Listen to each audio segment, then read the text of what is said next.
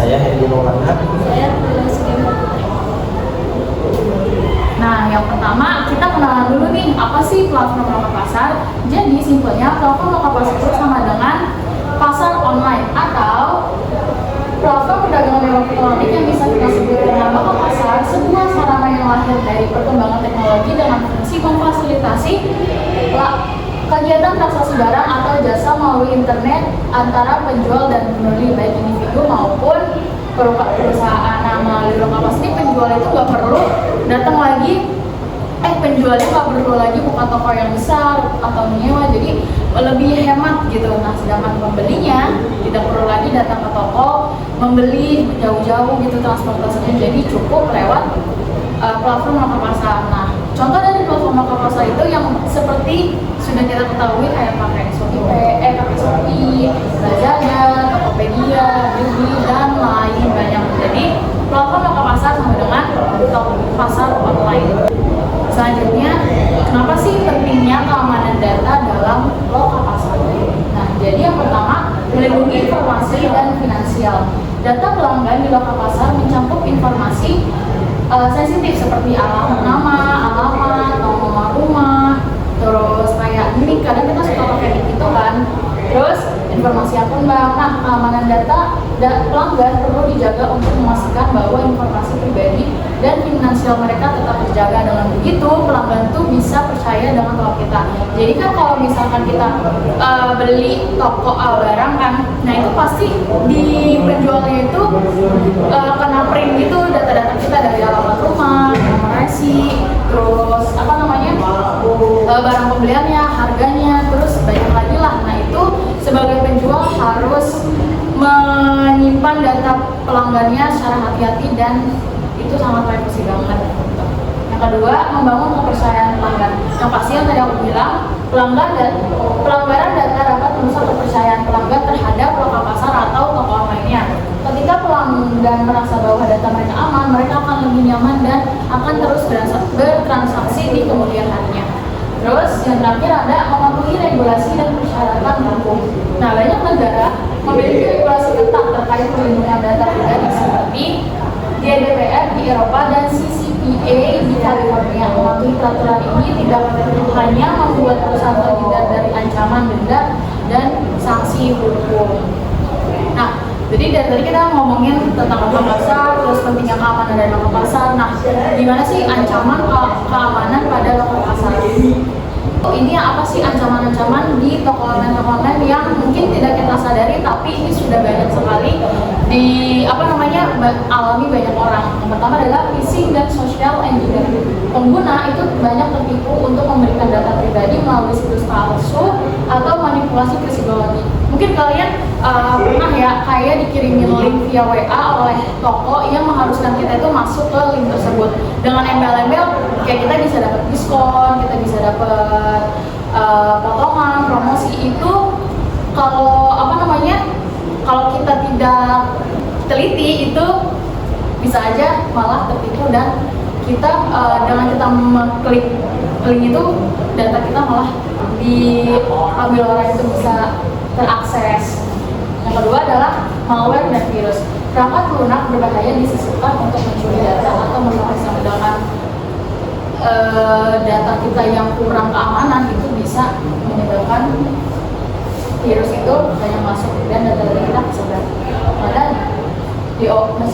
DOS dan DDoS, serangan yang membanjiri server agar layanan marketplace tidak bisa diakses.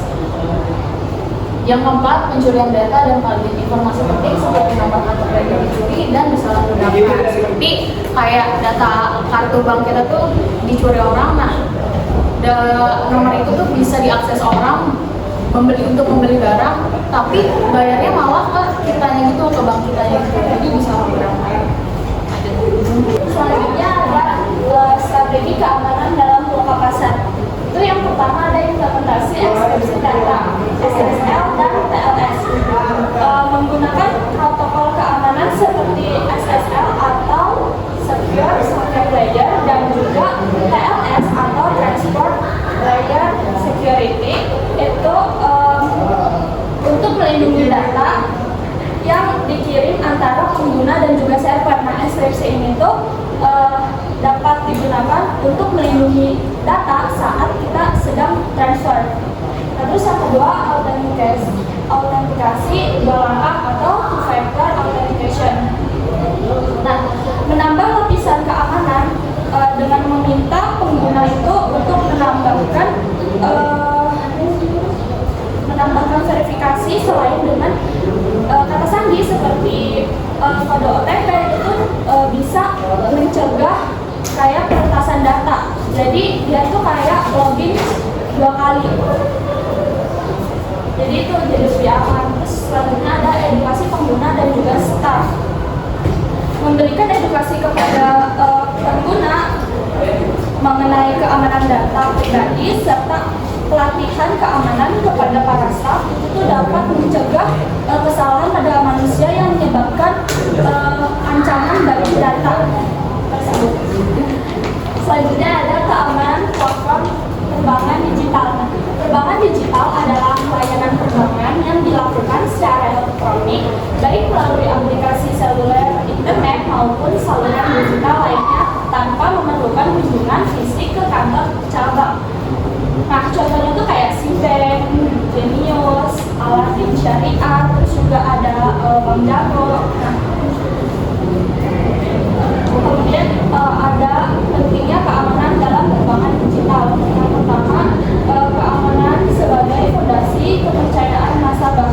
Yang kedua, perlindungan terhadap kerugian finansial. Yang ketiga, efisiensi layanan keuangan. Selanjutnya di sini ada ancaman keamanan dalam perbankan digital. Nah, yang pertama itu ada phishing. Nah, phishing itu tuh kayak upaya penipuan yang bertujuan mencuri informasi akun melalui situs palsu dan email yang menyamar sebagai pihak bank. Jadi kan kalau misal kalian tuh dapat kayak notif di email kalian itu kalau misal mengatasnamakan bank itu kalian jangan mudah percaya dulu karena ya mungkin aja itu kayak situs palsu untuk menyamar dan akun kalian itu atau email kalian itu nanti akan akan hilang gitu. Nah, yang kedua itu ada malware. Nah, malware ini adalah perangkat lunak berbahaya yang dapat menginfeksi perangkat nasabah untuk mencuri data login atau informasi perbankan.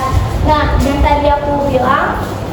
tadi saya bilang, kalau kalian dapat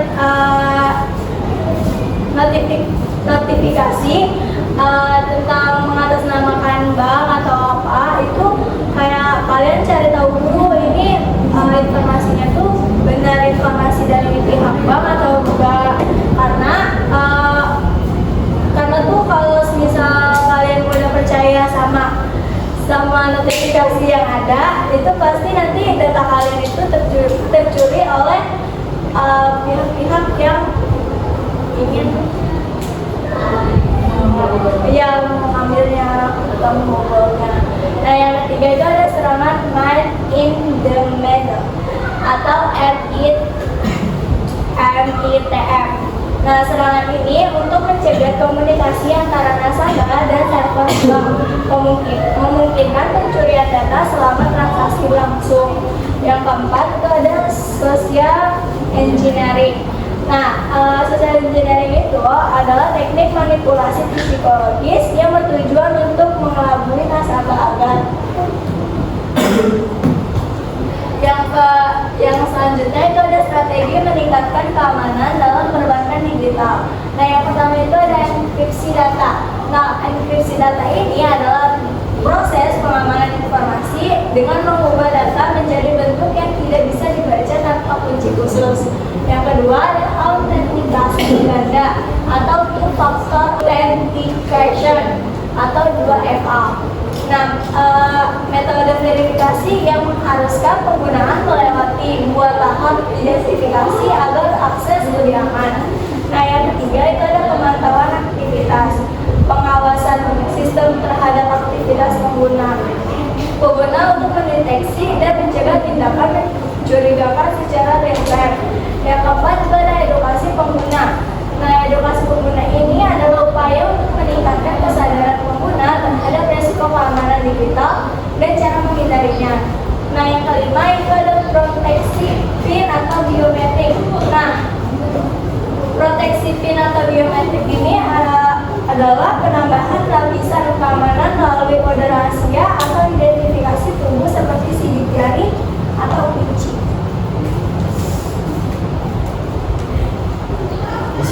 ada keamanan platform dompet digital. Penggunaan dompet digital saat ini sudah meningkat cukup signifikan. Dompet digital adalah aplikasi yang memungkinkan penggunanya menyimpan uang dalam bentuk digital untuk melakukan berbagai transaksi. Contohnya seperti belanja online, pembayaran tagihan, dan transfer uang. Contoh dompet digital yang ada di Indonesia, contohnya seperti OVO, GoPay, Dana, dan lain-lainnya. Nah, di sini ada hal-hal yang harus diperhatikan ketika menggunakan platform dompet digital. Yang pertama, pentingnya keamanan dalam dompet digital. Jadi keamanan dompet digital itu sangat penting karena di dalam dompet digital itu banyak data-data penting kita seperti nama lengkap, email, dan nomor HP kita. Jadi sangat penting untuk kita menjaga keamanan dalam dompet digital. Yang kedua yaitu ancaman keamanan pada dompet digital. Yang pertama ada phishing. Jadi phishing itu cara penipuan di mana pelaku mengirimkan link palsu lewat SMS, email, atau WhatsApp. Linknya mirip seperti tampilan asli dari pihak dompet digital itu. Ketika kita klik, data kita bisa hilang. Yang kedua ada malware. Malware itu adalah program jahat yang bisa menyusup ke HP kita, biasanya lewat aplikasi bajakan atau link yang tidak resmi. Yang ketiga ada social engineering, yaitu tipu memakai kata-kata. Penipuan ini menggunakan pendekatan secara personal. Biasanya pelaku menelpon atau chat atau ngaku-ngaku dari bank sebagai customer service-nya. Tujuannya untuk memancing kita mengasih info pribadi seperti PIN atau OTP. Yang keempat yaitu akses tidak sah. Jadi akses tidak sah itu adalah ketika kita nggak memasang kunci layar, PIN aplikasi atau biometrik seperti sidik jari, siapapun yang pegang HP Anda akan bisa langsung membuka dan akses dompet digital kamu. Ini bisa terjadi kalau HP Anda hilang atau dipinjam orang.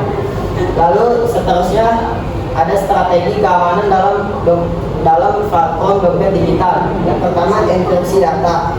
Enkripsi data itu proses mengubah data kita menjadi kode rahasia saat dikirim atau disimpan. Jadi walau ada yang menyadap, datanya tidak akan bisa dibaca. Yang kedua, autentikasi ganda, two factor authentication atau 2FA, yaitu login 2 kali. Kita cukup login pakai username dan password saja. Asal dari langkah kedua seperti OTP dan autentikasi biometrik sidik jari. Yang ketiga yaitu pemantauan aktivitas. Platform bisa mendeteksi aktivitas mencurigakan, misalnya login dari perangkat baru atau transaksi besar. Jadi platform dapat mengingatkan kamu jika terjadinya hal itu. Yang keempat yaitu edukasi pengguna. Platform juga harus memberi edukasi kepada penggunanya tentang jangan mengasih OTP ke siapapun, bahaya klik link sembarangan, atau pentingnya kunci layar dan password yang kuat. Yang kelima yaitu penggunaan proteksi PIN dan biometrik. Kita disarankan menggunakan PIN, sidik jari, atau pemindai wajah untuk mengunci aplikasi digital. Jadi agar aplikasinya tetap aman.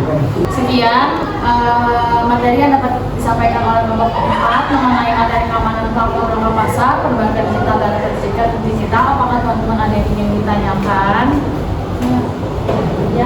Ya boleh. Nanti terus lagi. Saya Sabita ya boleh. Siapa pertama yang terlebih dahulu? Apa saja resiko keamanan yang umum dihadapi pengguna saat bertransaksi di platform lokal pasar dan bagaimana cara mengatasinya? Terus, oke, terima kasih nanti pertanyaannya. apa yang harus dilakukan pengguna untuk melindungi akun perbankan digital dan dompet digital mereka dari serangan siber?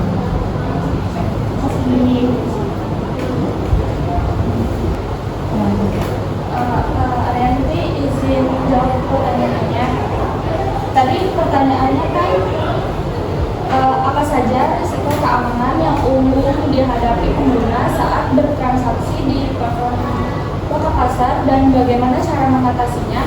Nah, jadi risiko keamanan yang umum di platform lokal pasar itu biasanya meliputi penipuan, terus pencurian data dan transaksi yang tidak aman. cara mengatasinya itu bisa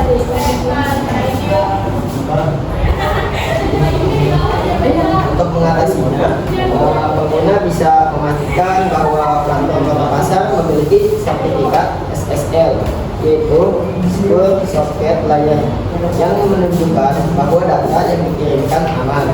Lalu yang kedua, menggunakan metode pembayaran yang aman seperti escrow dan menahan dana sampai barang diterima. Lalu yang ketiga, selalu memeriksa kejelasan dan rating penjual untuk memastikan reputasi mereka sebelum melakukan pembelian.